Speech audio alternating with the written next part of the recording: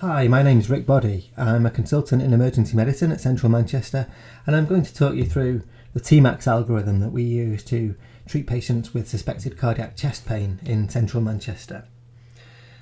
When our doctors treat a patient with suspected cardiac chest pain, they'll open the MACS algorithm by double-clicking on a shortcut on the desktop of all of the computers in the ED.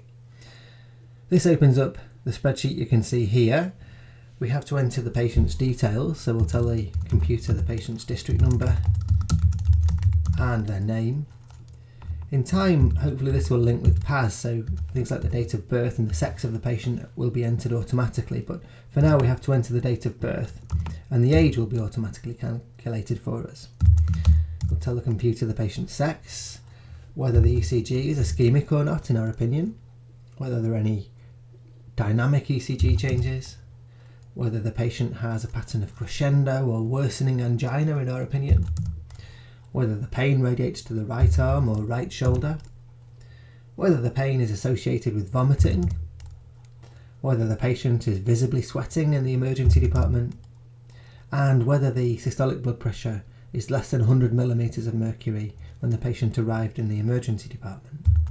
Now, when we've entered all of those data, we'll get an initial risk stratification. So what MACS does is calculate the probability that each individual patient has an acute coronary syndrome. So in this case, based on the data we've entered so far, that probability is 4.3%. And we can see that gives us a recommendation that the patient is tentatively low risk pending their first troponin result. And because they're low risk, we might be able to transfer them to our ambulatory care unit or ACU pending that first troponin.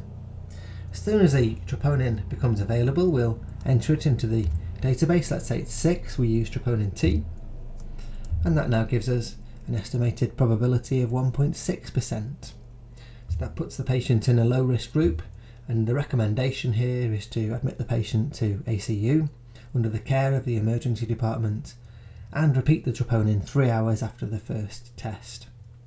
Now, if we'd had different characteristics, let's say the patient had an ischemic ECG, and let's say that the troponin was not 6 but it was 40, and now the probability of course goes up. We assign that to a moderate risk group, but we suggest that this case is discussed with the cardiology registrar, and if you're not low risk, we repeat the second troponin 6 hours after the first test, because in this case risk stratification is important to get right, and it's not so time critical that we get patients home in that situation.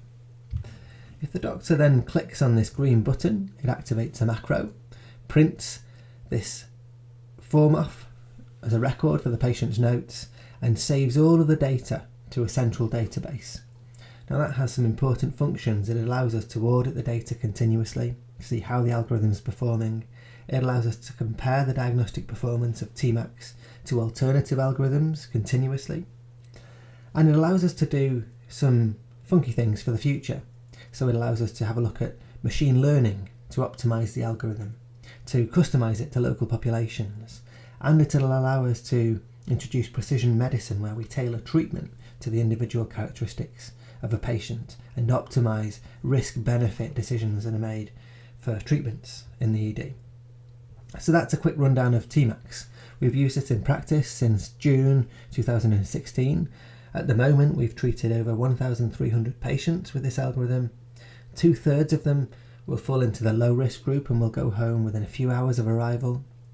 And we've significantly reduced length of stay for both the low risk patients and the moderate risk state patients who were previously staying well over 2 days for further investigation after their troponin. We've managed to cut that down by treating them in the ambulatory care environment. So that's MACS.